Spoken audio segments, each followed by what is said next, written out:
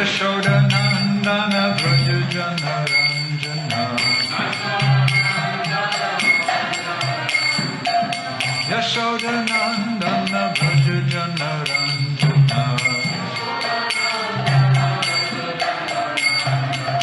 Yashodanandana Vrajajana Ranjana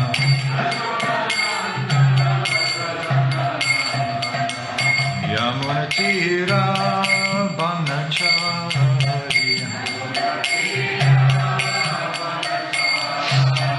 Yamunatira Banacharya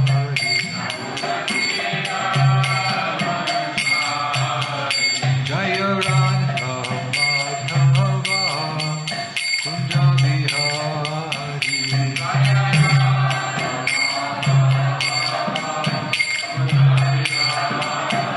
Jaya Radha Madhava Kunja Bihari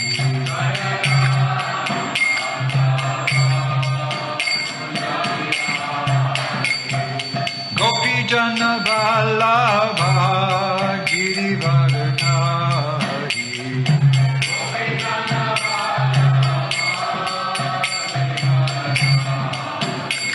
Yashodanandana Vrajajana Ranjana Yashodanandana Vrajajana Ranjana Yashodanandana Vrajajana Ranjana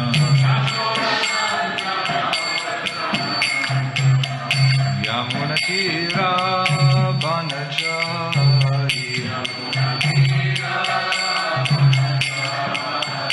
Yamunatira Banachari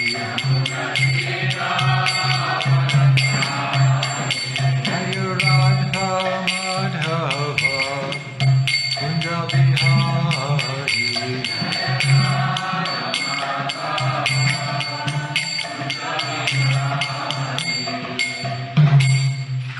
Srimad Bhagavatam, 3rd Canto, Chapter 8, Manifestation of Brahma from Vishnu, text number 20. I left my glasses in the car. Kaishayoso aham abja prishta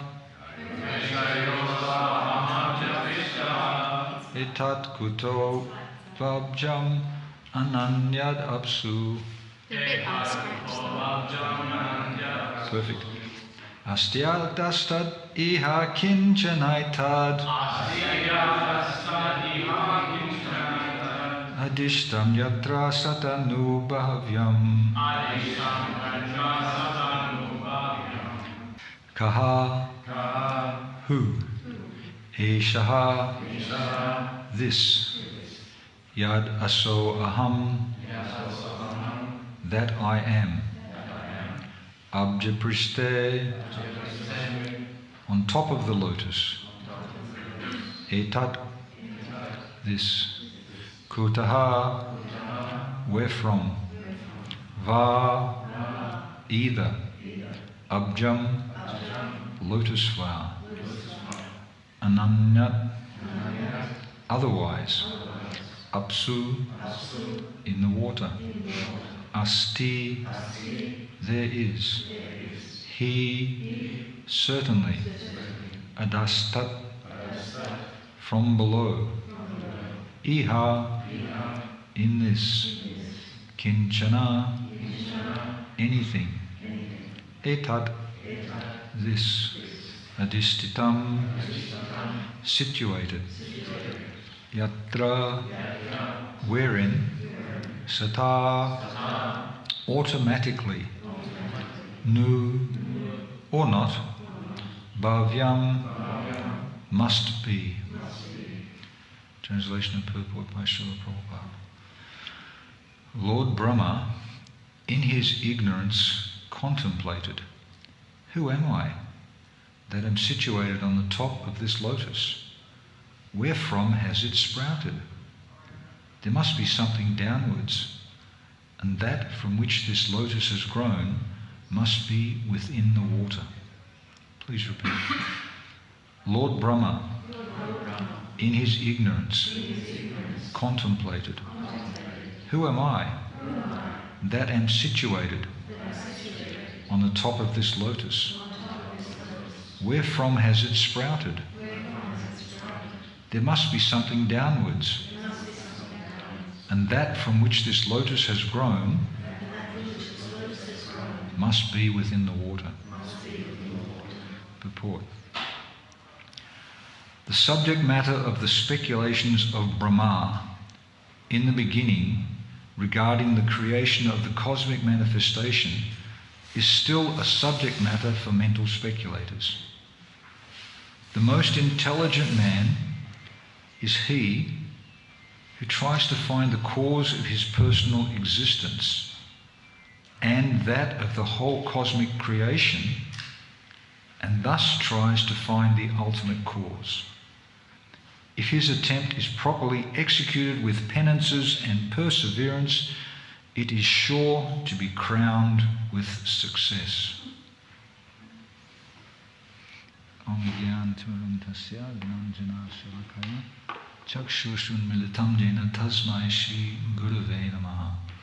I was born in the darkest of ignorance. My spiritual master, he forced my eyes open with the torchlight of transcendental knowledge. Therefore I offer my respectful obeisances unto him. So these are the fundamental questions. And Prabhupada tells us how to find the answers. Contemplate. I don't know who I am. Who am I? Where have I come from? Why am I suffering? Where am I going?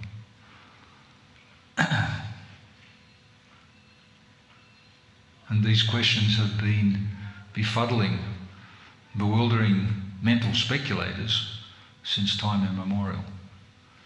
But we turn up at the Hare Krishna temple, we walk in the door, and practically immediately we've got the answer. Who am I? Not this body. Beyond that, I'm a servant of Krishna. Who's Krishna? He's the Supreme Personality of Godhead. What's your relationship? I serve him. Bus. Problem solved. Still, the mental speculators who occupy most of the space on this planet keep everybody busy. Well, what about this? Could be this, and we're just starting to discover this, and it's all in the process, and it's the journey, arriving at the destination. It's not so important. It's the travelling and all these other word jugglery, these mind-bending ideas, just to keep you titillated and on the edges of your seat. What's going to happen next? Is it all going to turn out properly? They're going to ride off into the sunset together and live happily ever after. Fairy tales. So, Lord Brahma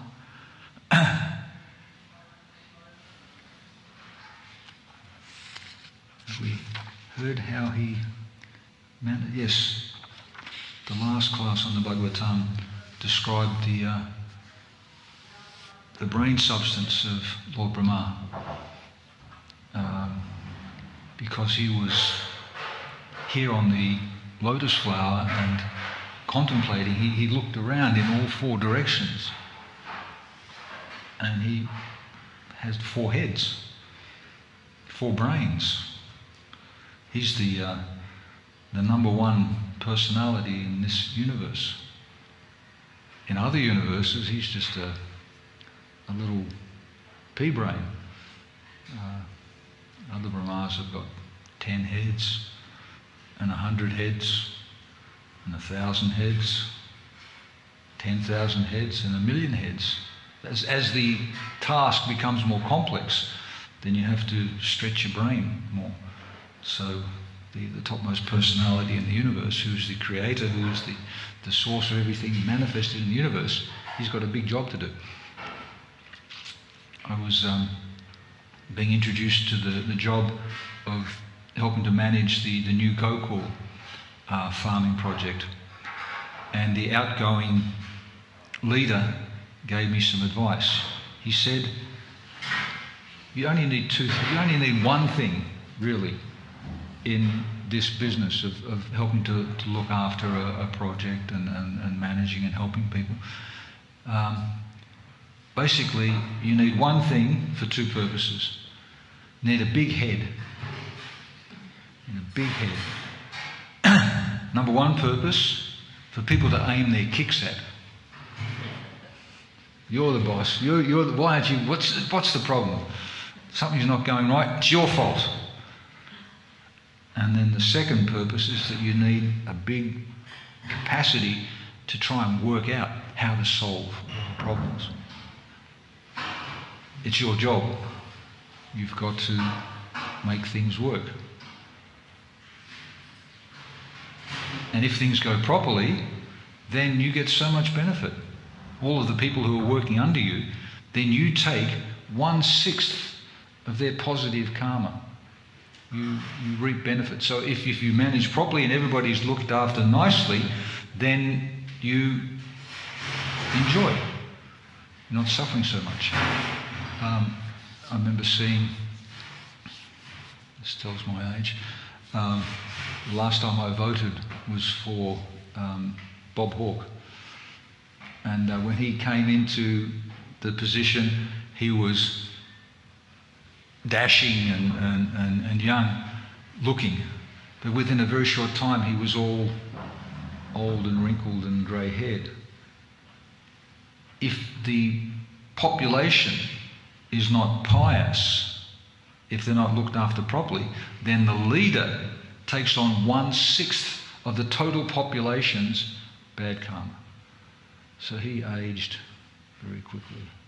He was not a very good example as a leader, as an inspirer of people.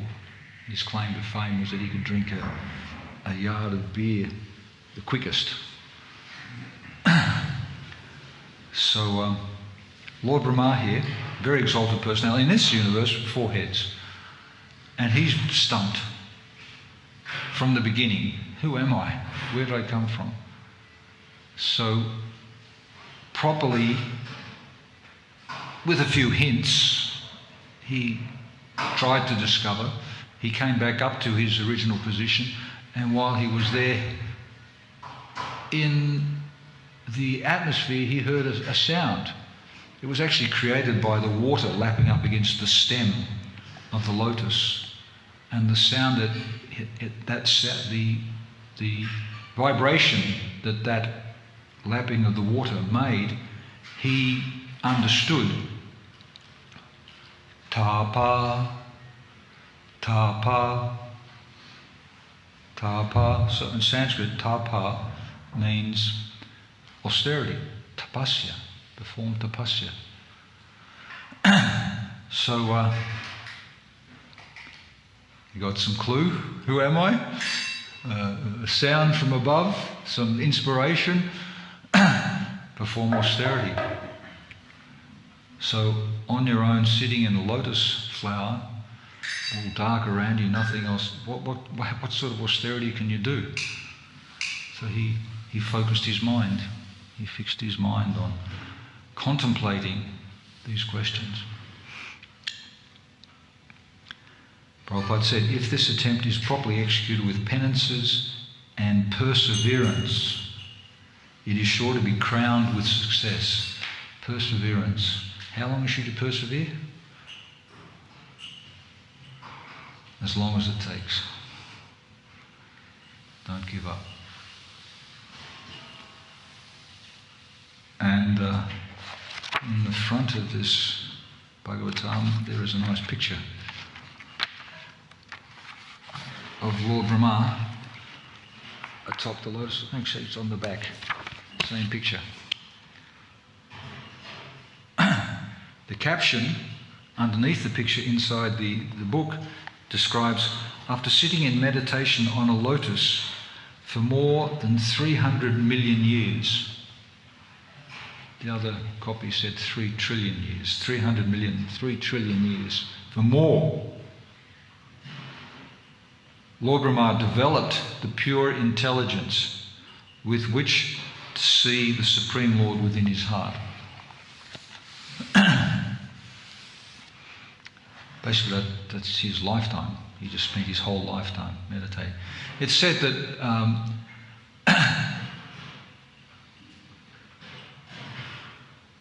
people, as they're approaching the end of their time, then if they're not distracted, if they're not just wasting their energy, their time, then an accelerated process of realization happens. You start to lose all of your attachments, all the things that you're connected to, the things that are holding you back, they become insignificant, and truth shines through. For those who are atheistic in mentality, then that moment of realization that I'm not the controller, I'm not the supreme, I'm not in charge here, happens at the moment of death. Everything gets stripped away. Who can I depend on? What can I depend on? Krishna. Krishna manifests. God manifests. It's said that there are no atheists in a plane crash. Everybody's calling out, God help me. Even the heaviest, staunchest atheists. There's no other shelter. So at the end of Brahma's allotted time span, he got the intelligence. Eureka! He woke up and discovered, well, it doesn't need to take so long. As I said, we walk in the front door of the temple and somebody's going to tell you, Prabhu, hey, welcome. If you just do devotional service, what's devotional service? Well, you're not the body. You're spiritual, you're eternal. Engage in activities for the pleasure of the Supreme. And then you'll be happy. Who is the Supreme? What does the Supreme like? The Supreme is a person. His names are Krishna and Balaram. And if you just take this mantra, Jai Shri Krishna Chaitanya Prabhu Nityananda Sri Advaita Gadadha Shiva Sari Gaura Bhaktivinoda, then as you approach the Supreme, all the offences will be nullified. Wow, so easy. So easy. So,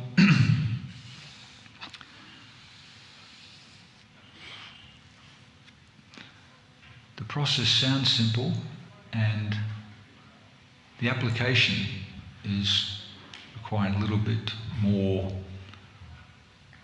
grit and determination, perseverance, to keep going.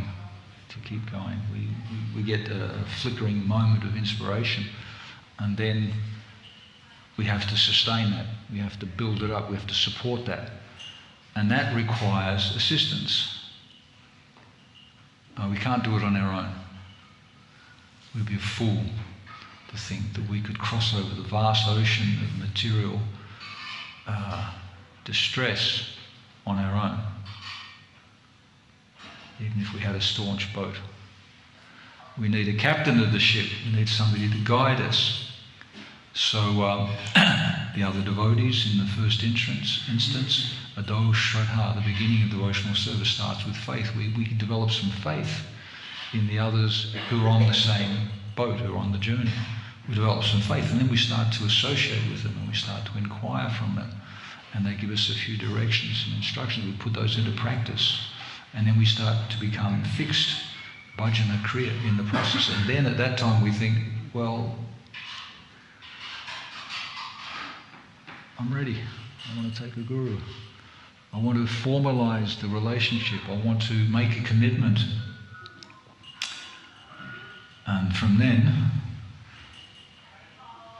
not smooth sailing, but the cool breezes, the favourable breezes of the Vedas, they start to become our friends, our guidepost, our assistant, and the journey across the normally frightening, awesome ocean of material distress becomes a pleasure cruise. Pleasure in terms of devotional service, in terms of self-realisation. Pleasure is the meeting, and after the meeting, then the separation. Remembering, they say, separation makes the heart grow fonder. So,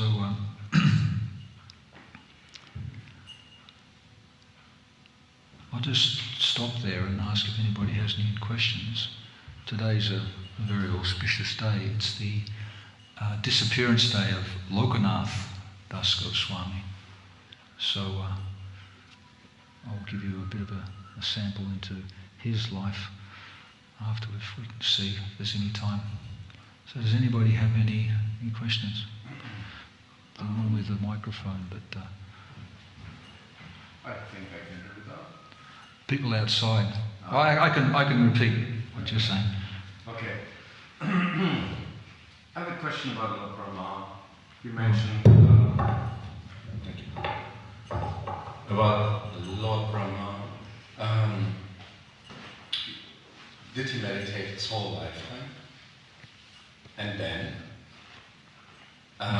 So I try to understand, especially because from time to time I'm trying to explain to others, he meditated for so long, he said, for 1 billion, for 1 trillion, whatever, and was it a third of his lifetime? I now Lord Brahma is, as far as I know, 50 years old right now. Yes. Yeah. So can you put this in context? Do you know? Yeah. There's Bhagavatam describes the Prachetas who meditated underwater for 60,000 years, and that was in the Satyuga when the lifespan is 100,000 years, so they meditate 60%.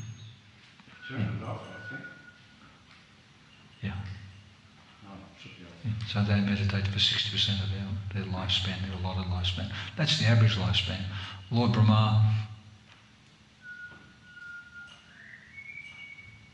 he experienced different events in his life, and at the end of that event, it is said that he gave up that body. He gave up that mentality. We've changed our bodies. As soon as you come to Krishna consciousness, then you develop a lotus face and moon-like face and lotus eyes. Your subtle body changes. Your mentality changes. So at the end of his allotted life, he could have shifted into a new life, born again, a new life. Or it could be that the description here is of a different yuga, a different cycle. Often the Puranas, they speak about different pastimes, and they're different because they're repeated. The appearances, the activities, they're repeated at different times in different places. So we tend to have a linear concept of time, whereas time, everything moves in spirals. So some shift there, shift into another dimension, change bodies. Got a question at the back from Salma.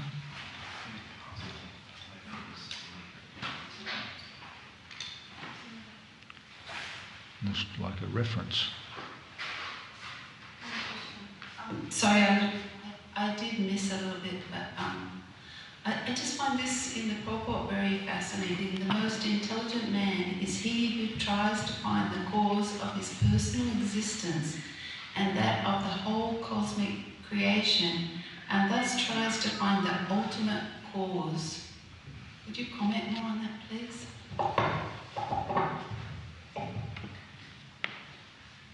People who are a lot less intelligent, they think that, well, here I am, I exist, I'm the one. I'm the source of everything. The sun shines out of me. So The alternative is the intelligent person who doubts that. I said fairy story before, but doubts that propaganda, that thing that we're fed.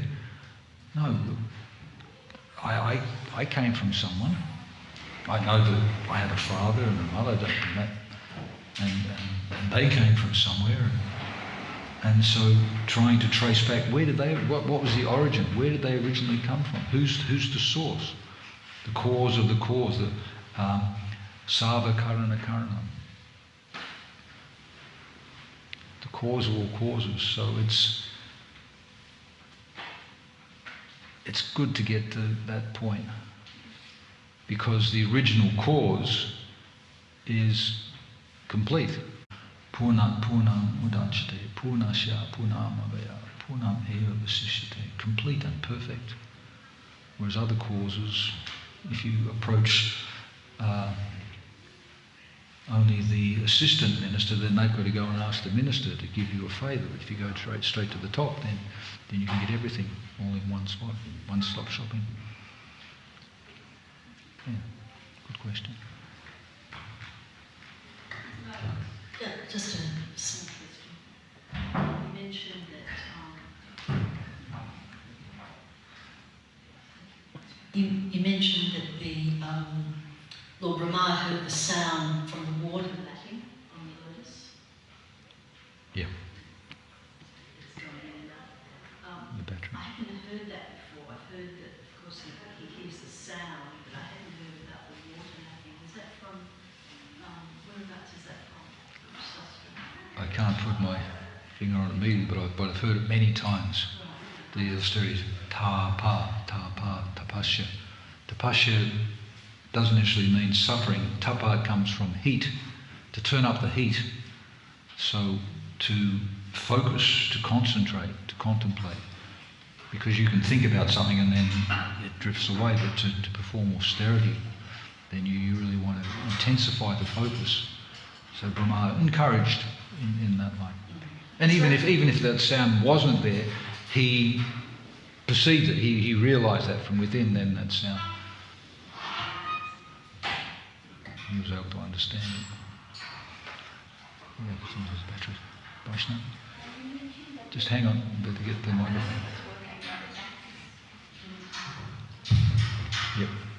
You mentioned that Lord Brahma, there's many Lord Brahmas, and some have more heads, some have million heads, 1,000 heads. So in our spirit soul, in our quest to seek God, to seek Krishna, and our curiosity, I was just wondering, the 8,400,000 species, does that also include like other universes where there's more headed Brahmas, like in our quest to try to enjoy the material world, how many, is that species included in all the universes, 8,400,000? Would we have access to Brahma with more heads? Is that your question? Yeah, the 8,400,000 species. Because of the is that just in this universe? That's Or is there another different structures for the other Lord Brahmas in other universes that Do they have more far species? more vast? 8,400,000, and Prabhupada said, do the mathematics. It's 3 by 3 equals 9, 9 by 9 equals 81. It doesn't add up to 8,400,000, but it's a goal. A lot of these figures, like Krishna has 64 qualities, 64 primary qualities. We know that Krishna has unlimited qualities, but for the purpose of study, then they're quantified like that, 8,400,000 different species. And then it describes the different, 900,000 insects, 3 million beasts, things like that. It's to give an idea. So Lord Brahma, he'd have a similar proportion in different universes with different heads. That's the combination of the desires that represents the variety of desires that are possible for the living entity when you mix the modes in different ways. So just what you were saying, what is our hope then to get out? Because there's so many different permutations and mixtures of desires, and we'll keep going on. Guru Kripa. There's no other way. We have to get the mercy. Kripa Sindhu. You have to take shoulder of the ocean of mercy. And I'll just, on that point, I'll read about Lokanath Maharaj. If that's okay. Yeah.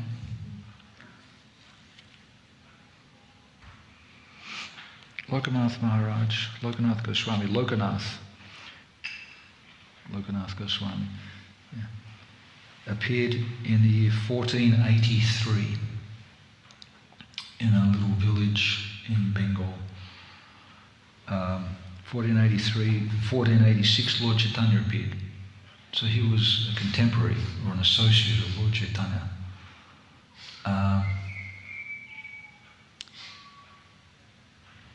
Very intelligent. He had one younger brother, father Padmanabha, mother Sita, I think. And they loved their son, took him to school, gave him all the good lessons, learned rhetoric and Sanskrit and poetry, and became an excellent scholar, absorbed in knowledge. It said that requires intelligence. There's 4 ashrams. Most brahmachari, grihastha, vanaprastha, sannyasi. Most, well, it depends. The standard process is you spend so many years as a brahmachari, then at the age of 25 or after 25 years in the ashram, you can choose to change ashrams or you can stay within that ashram. The intelligence and the experiences which give you that intelligence is the determining factor. Have you decided that you don't want to get involved in that business and therefore you can maintain that ashram? If not, then go through that business of maintaining a family and children and a bank balance and everything that goes along with it. And then hopefully you can get the intelligence through that experience, and then vanaprastha and sannyas. So the intelligence, the person who can stay in the brahmacharya ashram, they have developed the intelligence where they can understand what life is about. So better to focus on the most important things of life. So Lokanath Goswami is one of these personalities. At a certain time, while living at home, he got the understanding that his parents were arranging for him to get married. So he took off. He left home.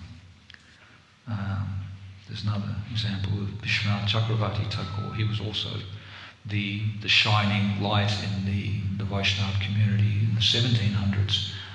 And he decided he wasn't going to get married. His parents arranged a marriage, a very beautiful wife. But he took sannyas. His guru, after meeting him again, said, "You're a grihastha, you're married. You go home and take your responsibilities." He said, "At least stay one night." So Vishwanath Chakravarti Thakur went home and he spent the night in bed with his beautiful wife, chanting all night. And the next morning his Guru Maharaj met him and he was satisfied. Well, this is a very pure soul and he can move on. So Lokanath Goswami, he moved on. He went to Navadvip and he met Lord Chaitanya. And Lord Chaitanya, this was in the year 1509. Lord Chaitanya took sannyas in 1510. So just before Lord Chaitanya left to take sannyas, he spent time with Lokanath Goswami and he revealed his mind to his associate. Lokanath had been like classmate of Vishwarup, Lord Chaitanya's older brother. So they knew each other and they recognised the mood, the devotional mood. Sometimes you want to reveal your mind to somebody, you have to find somebody who's like-minded, somebody who's affectionate towards you, somebody who's sympathetic, somebody who's going to actually, you don't just share your mind with anybody. Hey, prabhu, I'll tell you my Maya if you tell me your Maya. You have to find the appropriate person who you're going to reveal your mind to. So Lord Chaitanya, he revealed his mind to Lokanath Maharaj, and he described how,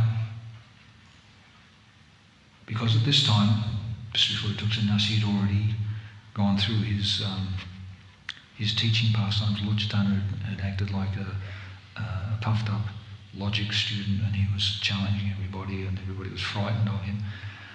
Lord Chaitanya, he then met his spiritual master Ishvara Puri, and he came back and he was just intoxicated with love of God. So he told Lokanath that I need to leave this area, I need to take sannyas in order to develop further my understanding and my teaching of how people can also understand the relationship between Radha and Krishna. And he spoke many, many things, and then he convinced Lokanath, you go to Vrindavan, I want you to go ahead. This is at the time before Lord Chaitanya had gone to Vrindavan, before any of the other Goswamis. So Lokanath Goswami, he was one of the original people to go to Vrindavan. Lokanath, he had a very good friend, Bhugava Goswami. So he eventually said, can I go too? So yes, they were the two close friends. Towards the end of the conversation, Lord Chaitanya, Lokanath was appreciating the connection. Lord Chaitanya said, you don't remember who you are. You've forgotten. You're my dear associate.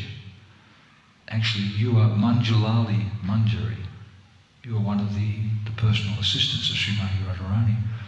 So Lokanath, he warmed to that, he contemplated that a little bit, and he became more and more enthused. And then the next day, after receiving so many instructions from Lord Chaitanya, he and Bhugava, who was understood to be Prema Manjari, two very intimate associates of Srimati Radharani, they went to Vrindavan. At this time, Vrindavan was just a forest, a jungle. I'm just going to read a little bit from here. Hang on, wrong page.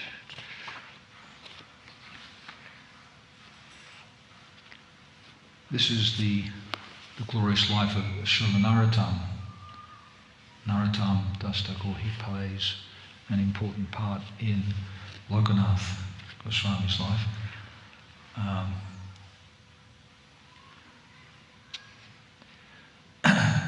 It's a long story, so we won't get into that. Now, Narottam has just arrived in Vrindavan, Lord Chaitanya has left, and Jiva Goswami is taking Narottam to meet Lokanath Goswami.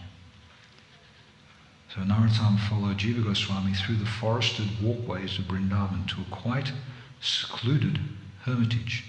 Peering through the bushes, Narottam saw a very old, emaciated sadhu sitting on the bare ground, quietly uttering the names of the Lord. The sadhu was oblivious to all else. He was clearly a great saint. That's Lokanath Goswami, Sri Jiva whispered. Narottam was enthralled. This was the culmination of everything he had been looking for.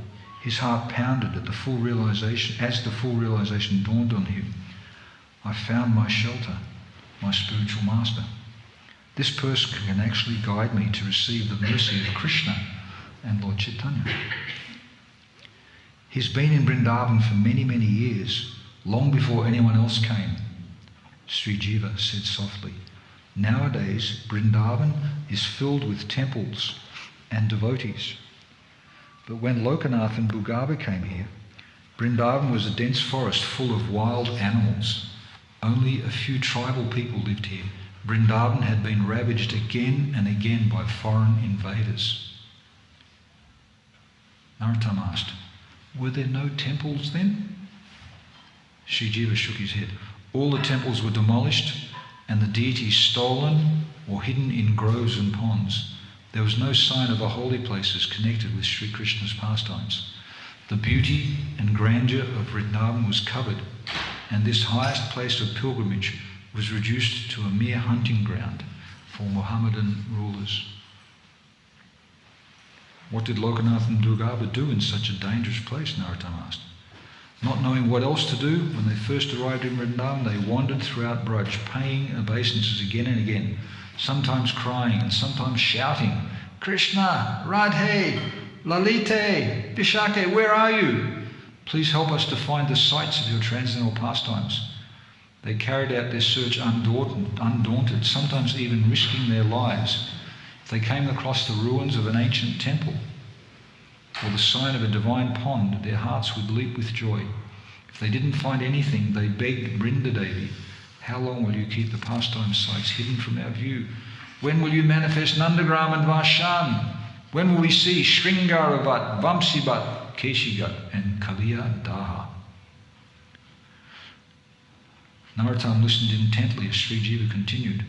The forest dwellers, who were busy making arrangements to secure their own safety, found it miraculous that these two young brahmacharis made absolutely no endeavour to find a place to stay, or something to eat, or to protect themselves at night.